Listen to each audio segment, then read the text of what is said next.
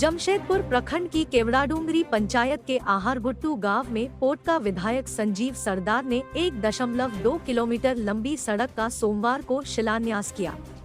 इस अवसर पर काफी संख्या में ग्रामीण महिला व पुरुष उपस्थित थे।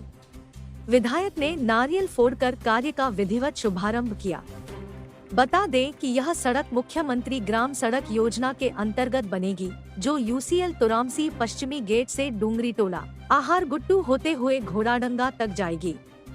मौके पर विधायक के साथ सांसद विद्युत वरण महतो के प्रतिनिधि भी उपस्थित थे।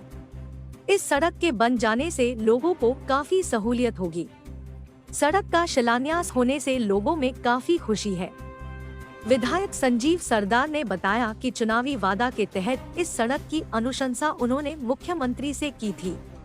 इस पर मुख्यमंत्री ने स्वीकृति दी, जिसके बाद इस सड़क का निर्माण कार्य शुरू हो पाया है।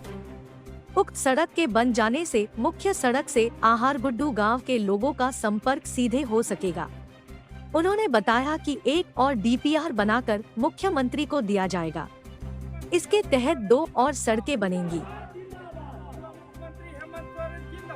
जिंदाबाद जिंदाबाद झारखंड मुक्ति मोर्चा जिंदाबाद जिंदाबाद जिंदाबाद। भी था हमारा कि इसको कैसे करके इस मुख्य पथ से गांव तक पक्कीकरण हो।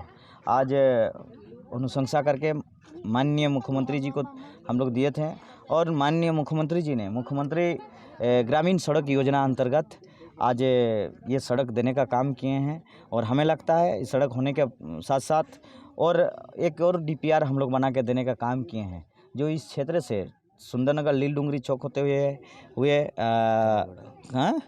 कलियाबड़ा होते हुए सीधा आहारगुट्टू होते बुटूडी होते हुए सीधा जेल चौक होते हुए किताड़ी बागबड़ा निकलेगा। और एगो है लील डूंगरी चौक से पुणी हंसा होते हुए, वो भी गौसला होते हुए आपका किताड़ी होते हुए स्टेशन निकलेगा।